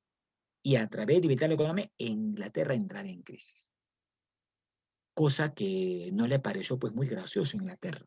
Bueno, Inglaterra no, digamos, se vio afectada por este bloqueo, pero no por mucho tiempo, porque los ingleses, a través del contrabando, seguían comercializando con los países europeos. ¿Sabes qué es el contrabando, no es así? Intercambio. ¿Qué era el contrabando? Intercambio, El comercio clandestino, no, el comercio ilegal. Claro, ello hay que tomarlo en cuenta, ¿ya? Es así que Napoleón va a establecer, y mira, estos son los países que había tomado control Napoleón. Francia, Suiza, Hungría, Montenegro, Italia, Varsovia, Prusia, Dinamarca, Suecia, Finlandia y España. Todo esto era en los dominios de Napoleón. Y en todas estas colonias estableció el bloqueo económico contra él. Vamos a ver, dice aquí, pero un detalle principal. Napoleón, en algunos países, a ver, perdón, ¿qué dice aquí? En algunos países la dominación francesa provocó movimientos nacionales. Claro, escúchame. Napoleón cometió un craso error. Y acá vamos a ver este craso error que comete Napoleón. Uno de sus principales errores de Napoleón en estrategia militar, oye, los genios también se equivocan, ¿eh? Y uno de sus principales errores estratégicos militares de Napoleón fue invadir Rusia. Mira, Rusia de Francia tiene casi más de 15.000 kilómetros. Y Rusia era un principal mercado de Inglaterra. Rusia abastecía de materias primas a los ingleses. Entonces Napoleón piensa, si atacamos Rusia y Rusia pasa control del imperio napoleónico, Francia va a quedar desabastecida. Inician el ataque a Rusia, mira, más de 15.000 kilómetros. Napoleón con más de casi 40.000 hombres llega hasta Rusia. Pero el detalle es que Napoleón invade Rusia en época de invierno. Y el invierno en Rusia es muy duro, arremete fuerte. Y los rusos fueron más inteligentes que Napoleón. Aquí van a surgir los famosos cosacos. ¿Quiénes eran cosacos en la invasión francesa a Rusia? Eran la milicia rusa. Campesinos, estudiantes que armados con algunas armas y algunas milicias lograron enfrentar. Pero lo enfrentaron aplicando la táctica de tierra asolada, una vieja táctica militar. ¿Qué es la tierra asolada? Te explico obviamente y con esto acabo para pasar a trabajar material. La tierra asolada era que los franceses permitían que los rusos permitían que los franceses ingresen sin resistencia, que ingresaran a su territorio. Pero cuando llegaban a los territorios, a las tierras conquistadas, los rusos quemaban todo. Quemaban campos de cultivo, envenenaban las fuentes de agua. ¿Para qué? Para dejar sin recursos y alimentos a los franceses. Tú sabes que las tropas sin alimento, sin agua, ¿pueden subsistir? Obviamente no. Los cosacos fueron más hábiles. Y mientras cuando los franceses llegaron a tomar Moscú, pero en Moscú el frío invierno los arremetió. Oye, en Moscú la temperatura era 15 grados bajo cero. Muchos soldados franceses no estaban acostumbrados. No tenían alimentos, no tenían agua, morían de hambre. Y es ahí donde los cosacos van a atacar a través de la táctica de guerrillas. Emboscadas, celadas, atacaban y luego se escondían. Y de esa manera desmoralizaban a las tropas francesas. Miles, claro, algo similar a lo que ocurrió con la Batalla de Troya, claro que sí, milagritos. Miles O de en soldados Vietnam. franceses van a morir de hambre. Claro, como en Vietnam. Vietnam era una guerra donde Estados Unidos fue derrotada gracias al aporte del Vietcong que aplican las guerrillas. Por eso, los cosacos aplican ataque de guerrillas y lograron derrotar a los franceses. De esta batalla, Napoleón perdió a más de 25.000 hombres. A Francia, a París, llegaron después de esta campaña menos de 10.000. Fue la peor pérdida militar de Napoleón, en la cual Napoleón nunca se repuso. Y también Napoleón aquí va a invadir España. Invadió España. Y recuerda, al invadir España, Napoleón sacó al rey de España y colocó a su hermano Francisco como rey de España. Y mientras esto ocurría en España, ¿qué ocurría en América? Recuerda, vimos en la clase anterior. Se formaron juntas de gobierno, ¿recuerdas? Los criollos en América aprovecharon que España estaba en crisis para ir a las juntas de gobierno. Pero también le salió, como quien dice, el tiro por la culata al señor Napoleón. Los españoles son muy nacionalistas, ¿no? Y España empezó a organizarse para rechazar la invasión de Napoleón. Los pueblos españoles resistieron. Este es un cuadro de la pintura de Goya. Los fusilamientos en Madrid. Campesinos, artesanos, mujeres tomaron las armas y se enfrentaron al invasor francés. Entonces, lo que demuestra principalmente ello. Hasta que Napoleón es derrotado y lo mandan a prisión a Elba. Pero en Elba, Napoleón tenía sus contactos y logra escaparse. Huye de Elba y llega a Francia, donde toma el poder en un gobierno que le va a llamar el gobierno de los 100 días. Napoleón trató de reestructurar su ejército y trató de recuperar sus dominios. Reorganiza un ejército y se enfrenta a las tropas inglesas de Prusia y demás en la última batalla, batalla de Waterloo, 1815, donde Napoleón es derrotado contundentemente. Y para evitar que se fugue, Napoleón es llevado a una isla llamada Santa Elena, en África, donde va a estar secundado, vigilado, evitando que huya para que otra vez Francia sea peligro a los intereses de Inglaterra. Termina, pues, esta batalla, se desintegra el imperio napoleónico y se forma, digamos, se lleva a cabo una asamblea que Inglaterra va a llamar la restauración. Se restablecen los antiguos países que existían antes del imperio napoleónico y Inglaterra logra imponer su sistema capitalista y logra establecerse como nueva potencia económica del mundo. Bueno, y Napoleón muere pues en 1821, justo cuando en nuestro país ya se proclamaba pues la independencia, ¿no es así? Y tenía que tomarlo en cuenta. Muy bien, jovencito. A ver, rápidamente voy a pasar a trabajar aquí el material. Ya, a ver. ¿Te llega ahí el material, jovencito? Sí, profesor. Sí, Sí, profesor. profesor. Muy bien. A ver, rápidamente. Me quedan, sí, lo hacemos en 10 minutitos, ¿ya? Y 10 minutos tienes tu práctica para darla. Dice, a ver, la Revolución Francesa se encuentra tipificada como, es sencillo, ¿va? Enano. Hasta Forsyth puede esta pregunta. Hasta el señor Forsyth puede esta pregunta. Dime. Claro. Este tiene una neurona nomás. Claro, la E, pues no hay otra. Revolución Democrática Burguesa. Burguesa. Claro. Pregunta número 2. A ver, seguimos avanzando. El sector social que dirige, que lidera, que lleva a cabo a las masas en la revolución, ¿cuál fue? La burguesa. Burguesía. Claro, pues no hay otra, ¿no? La burguesía. La burguesía. Pregunta 3. Líder del tercer estado. A ver, si has entendido. Dime, antes de la Revolución Francesa, ¿quiénes conformaban el tercer estado? Robespierre. No, a ver, antes de la... ¿Quiénes en Francia, antes de la Revolución, conformaban el tercer estado?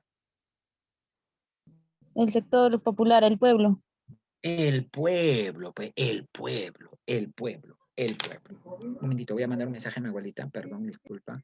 Quiere almorzar ya mi abuelita. Sí, yo le he preparado pues su poste de oyuco. ¿Has comido alguna vez poste de oyuco? No. Mana, El oyuco es ¿Has rico. Oye, por el amor de Dios, ¿sabes lo que pasa? Que te pierdas, ¿ah? Ya, a ver. El tercer estado, como dijo la compañera, lo conformaba el pueblo, la burguesía y los sectores más oprimidos. Son ellos, el tercer estado, lo que llevan a cabo la lucha y toman la Bastilla. Recuerda, ¿qué era la Bastilla? ¿Qué simbolizaba la Bastilla en ese entonces? era como una cárcel para aquellos que se opusieran al sistema.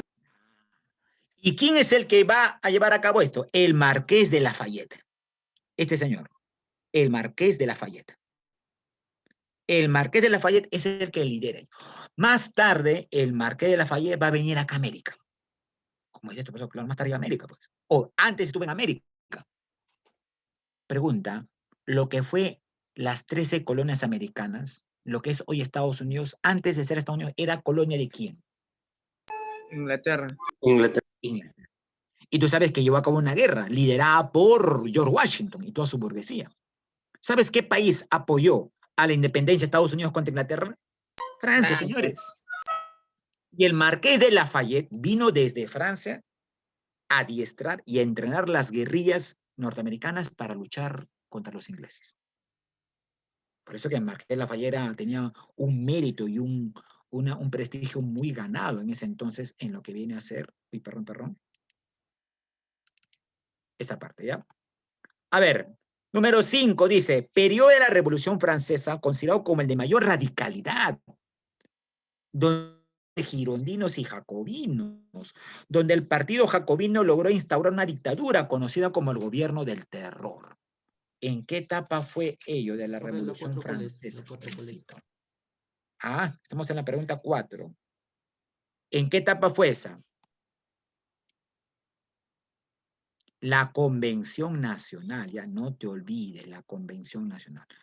Personaje que no perteneció al partido jacobino. Pregunta, ¿los jacobinos eran el sector radical o moderado de la burguesía en la revolución? Radical. Radicales, porque ustedes eran Es más obvio. radicales que mi abuela. Mi abuela es radical, ¿ah?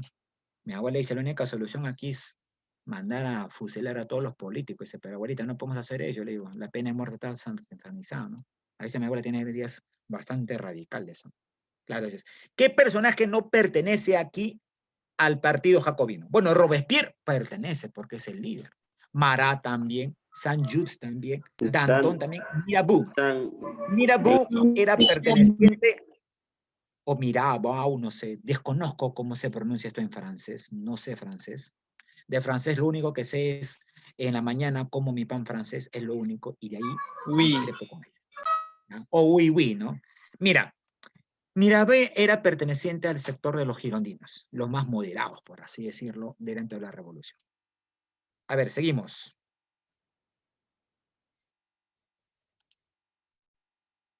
A ver. 6 y 7, a ver. No es característica de la Revolución Francesa. Oh, sencillo. Liberal. Liberal.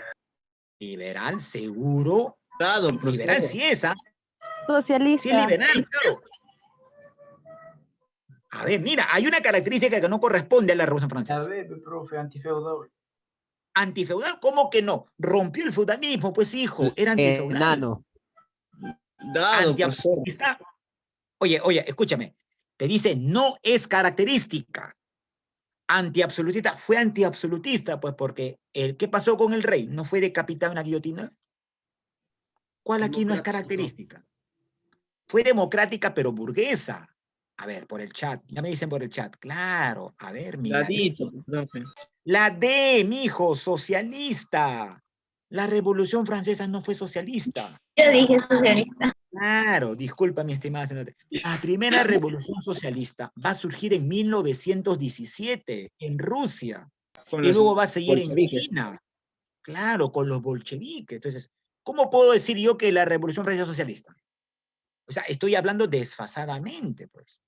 La revolución bolchevique, que ya esperemos algún día estudiarla, vamos a estudiarla por un día y eso, se dio pues casi un siglo después, 1917. Y última parte de acá, para que des tu práctica. Dice, Principal consecuencia de la Revolución Francesa. Ah, ahí quiero verte. ¿Seguro? Sí. Claro, pues muy bien, la letra A. El triunfo del sistema capitalista. Claro, Y se va a venir abajo el sistema feudal. Claro que sí, mi estimado. Mi estimado jovencito, mil disculpas por no trabajar todas las preguntas, pero te dejo ahí, mira, están sencillas las preguntas, así que lo vamos a dejar aquí, jovencitos, para que ya puedan pasar a su práctica. Tienes 10 minutos, tiempo suficiente para dar la práctica. ¿Ya? Muy bien, ha sido un gusto trabajar con ustedes, espero ¿comprendieron toda la temática el día de hoy?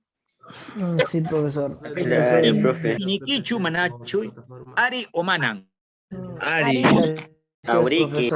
Ari. Ari, excelente, muy bien. Entonces, ha sido un gusto trabajar con ustedes. Recuerda, la próxima semana vamos a hacer inicio de la República. Nos vemos Juan David, Jairo, Samuel, Cristina. Profesor, una pregunta. Escucho, mi estimado. ¿Nos puede convertir la PPT por lo... Claro, claro. Ah, sí, voy a colgar ahora en la tarde. Claro que sí. Gracias por hacerlo. Claro que sí. Nos vemos, Milagritos, Nicole, Adela, Ana Belén, Chao, María, profesor. Digna, Sebastián. Y demás. Hasta luego, profesor. Cuídense mucho todos. Hasta luego, profesor. Cuídese, No bajen la profesor. guardia. Profesor Maraví, lo Listo, dejo muchas para que gracias, ustedes- profesor. Hasta luego, mi estimado. Al Hoy millón, tienen nos seminario vemos. de filosofía, profe. Sí, hoy Sí. día justo les iba a decir. A ver si me manda el link, por favor. Interesante las clases. Muy bien, así será. Hasta luego, Hasta las cuídense mucho. 4, entonces, estudiantes, nos vemos a las 4. Van a Y el profesor.